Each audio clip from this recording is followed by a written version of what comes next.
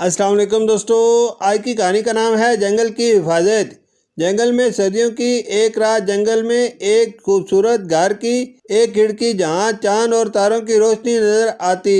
اسی چاند تاروں کی روشنی میں ایک دوسرے کو خوبصورت کہانیاں سناتے ایک خرگوش اور بطخ کا بچہ ایک گھر میں اکٹھے مل جل کر رہتے۔ وہ ہمیشہ جنگل کے جانوروں کی مدد کرتے اور جنگل کے پودوں اور درختوں کی حفاظت کرتے۔ ایک رات وہ اپنے گھر میں سو رہے تھے، اچانک آسمان سے بجلی کی گرج سنائی دی۔ جب ان کی آنکھ کھلی تو انہوں نے اپنے گھر کی کھڑکی سے باہر دیکھا تو بہت تیز بارش ہو رہی تھی۔ وہ دونوں اپنے گھر سے باہر نکلے تو بہت زیادہ سردی تھی۔ انہوں نے سوچا اتنی سردی میں جنگل میں کسی کو مدد کی ضرورت ہو سکتی ہے، کیوں نہ جنگل میں جا کر کسی کی مدد کی جائے۔ وہ دونوں جنگل میں رات کے وقت ادھر ادھر گھومتے رہے۔ دن ہو گیا اور چلتے چلتے وہ ایک جگہ پہنچے جہاں ایک کالے رنگ کا بڑے دانتوں اور ڈراؤنی شکل والا ایک لومڑ شکار کی تلاش میں درخت کے پیچھے چھپا بیٹھا تھا۔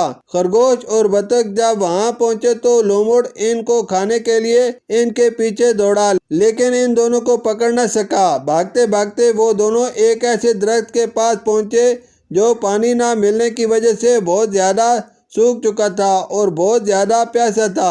ان دونوں نے درخت کو پانی دینے کے لیے ادھر ادھر پانی کی تلاش شروع کی۔ چلتے چلتے وہ دونوں ایک صحرا میں پہنچے جہاں ہر طرف تیز دھوپ اور گرمی تھی۔ وہ دونوں پانی کی تلاش میں خود بھی بہت زیادہ پیاسے تھے۔ ایک جگہ انہیں کدو کا ایک خول ملا، پاس ایک پانی کا ایک تالاب تھا۔ انہوں نے اس تالاب سے جی بھر پانی پیا اور اس کدو کے خول میں درخت کے لیے پانی بھر کر وہاں سے چل دیے۔ نزدیک ہی وہی لومڑ ایک درخت کے پیچھے چھپا بیٹھا تھا۔ لومڑ ان کو کھانے کے لیے پھر ان کے پیچھے بھاگا، لیکن وہ دونوں بہت دوڑتے ہوئے اس لومڑ سے بچ کر اس درخت کے پاس پہنچ گئے اور اس درخت کو پانی دیا۔ درخت بہت خوش ہوا اور ان دونوں کو گلے لگایا۔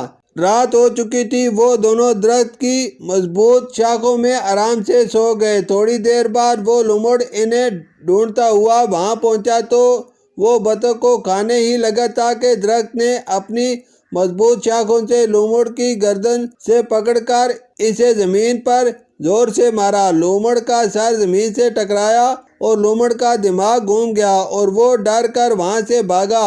جس طرح خرگوش اور بطخ نے پیاسے درخت کو پانی دے کر اس کو بچایا، اسی طرح درخت نے خرگوش اور بطخ کو لومڑ کے حملے سے بچایا۔ لومڑ وہاں سے بہت دور بھاگ گیا۔ بطخ، خرگوش اور درخت بہت خوش ہوئے اور ہنسی خوشی رہنے لگے۔ شکریہ۔